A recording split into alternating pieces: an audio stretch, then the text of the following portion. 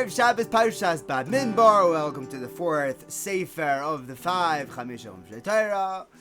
Now the Rebbeinu Shalom comes and he tells Moshe Rabbeinu to count us. Take a tally, take a census, figure out who's who.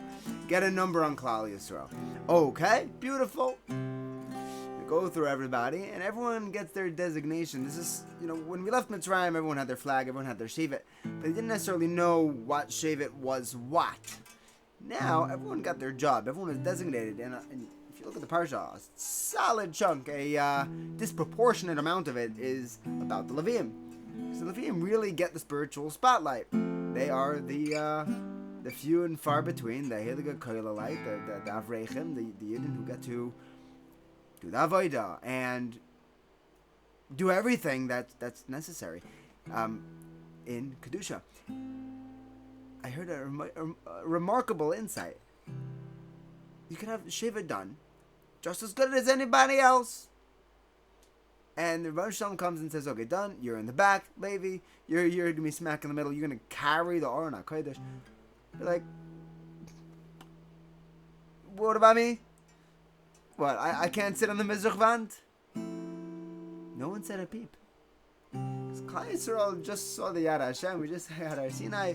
And good Jews know that I'm not supposed to do the exact same thing that you're doing.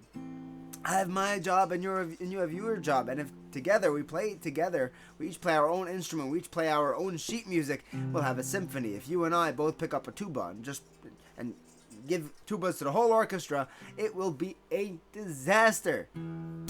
Try it, it's terrible. And so every dude knew, Dan said I'm supposed to be doing this, and Yisachar and Zavulun, they said we're going to be working together. We have something going over there. Yehuda said I'm going to take care of the politics, etc., etc. Every yeshiva found their place, and they knew that was their mission, and this is important. It's important because it's my job. It's not important objectively. Since this is I'm the only one who can be doing this. That's what makes it important. I think that when you give somebody a job, they fill that position, whether they were ready for it or not.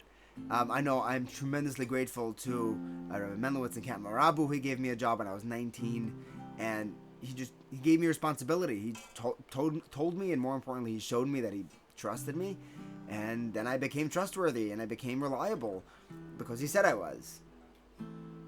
Camp Simcha, they give the staff members there the responsibility of the campers. And between you and me, when you show up in Camp Simcha, they're kids. They're 18, 19. They're not, 35-year-old seniored medical practitioners. And some of these cases, some of the campers have serious medical issues. And they say, you can do this. I'm going to show you how to do it, and you're going to do it. And if you need any help, I'm here for you. And Klal Yisrael had the same thing in this week's Parasha. Everyone was told, this is your job. You can do it. And you can do it well.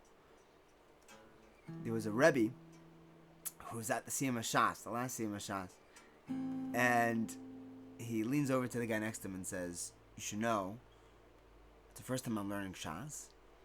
It's because of a second grader." He says, "You learn Shas with a second grader?" He says, "No, I teach second grade." And I was sitting on a bench by recess, and I hear two of my innocent Talmidim talking. And there was hack about the Siyum Shas, the one from 7 years before. And these two little kids were saying, I wonder if Rebbe learned Shas. And the other kid looks at him and said, "Of course he did. He's a Rebbe." And with a real tmimus, they were like, "Wait, I don't know, let's ask him." So these two beautiful neshamas walked over to him, and he said, I heard them talking. Kids aren't necessarily the slyest, the coyest, and the best at covering things up. I heard the whole conversation, and I'm like, oh my gosh, this kid's going to walk over to his Rebbe, who he clearly is machshir, he looks up to, he idolizes, and he assumes is a massive Talmud Chacham, and he is going to ask me whether I learned Shas. And I haven't. I can't disappoint this kid. If he thinks that I'm a Shas Yid, I have to be a Shas Yid. And he said, I thought on my feet really quickly, and I know that Chazal tell us, that as soon as you're makabel something, it's ki'ilu, you already did it.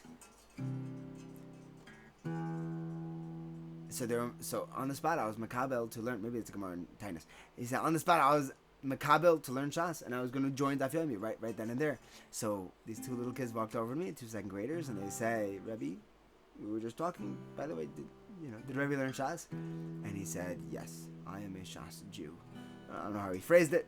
And he said, I signed up and I wasn't going to let these kids down. And that was a promise. And here I am 7.5 years later, with Shas under my belt. And I'm going for a second round. Incredible. You give someone a job that they, and you show them that they can do it. You show them that you know that they can do it. Even if they don't know that, they'll do it. They'll do it like you can't imagine. Maybe we could do this for ourselves.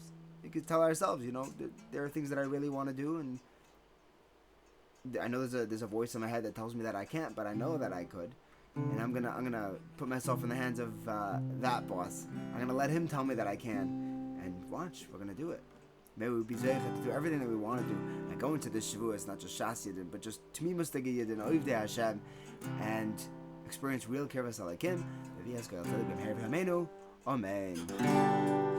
Ritzoneinu, Ritzoneinu, l'raises malkeinu. Ritzoneinu, Ritzoneinu, l'raises malkeinu. Ritzoneinu, Ritzoneinu, l'raises malkeinu.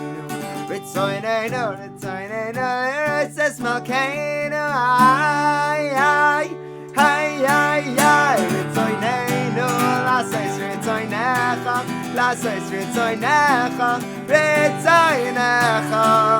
Ritzoneinu, l'asais ritzoinecha, l'asais ritzoinecha, ritzoinecha. Good Shabbos, good Yom Tov.